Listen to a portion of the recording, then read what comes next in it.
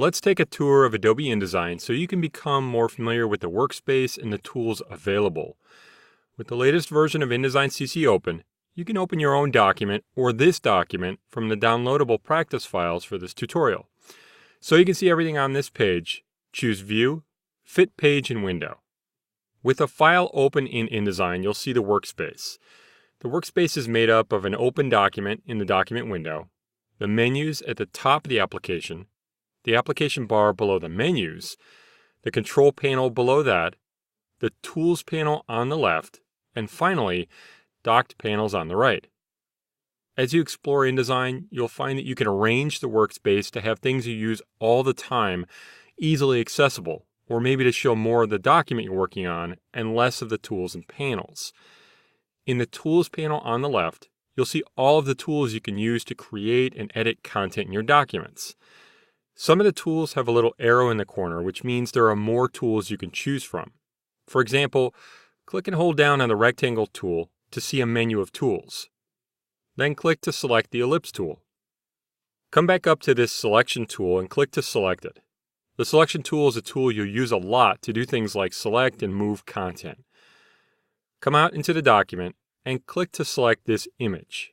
If you look in the control panel above the document, the control panel shows options for the content you select, and the options change depending on what's selected. On the right, you'll see a series of collapsed panels in a dock.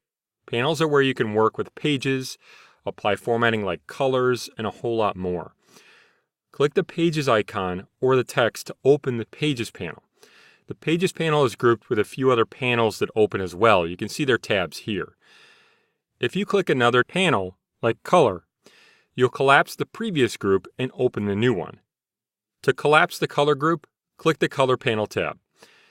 If you find that you need more space in the document window to work on your document, you can also drag the left edge of the dock to the right to collapse the panels further and give you more space. You can also click the arrows at the top of the dock panels to expand the panels or collapse them again. These docked panels and others are found in the window menu at the top of the screen. Any panel that has a check mark is open and currently showing.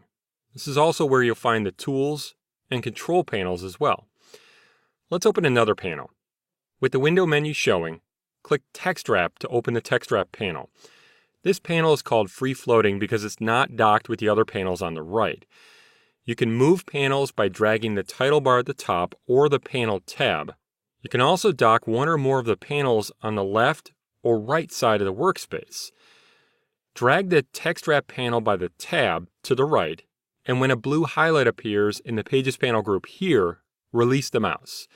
The Text Wrap panel is added to the group.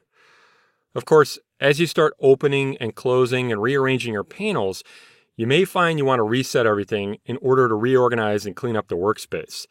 To do this, you can reset the workspace.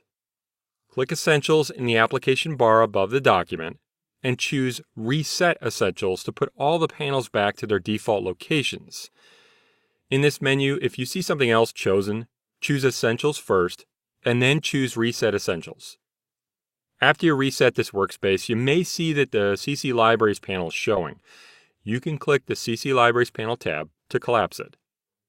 Now that you're more familiar with the InDesign workspace, as you work more in InDesign, you can start to organize panels in a way that makes sense to you and your working style. You can close this practice file without saving by choosing File, Close.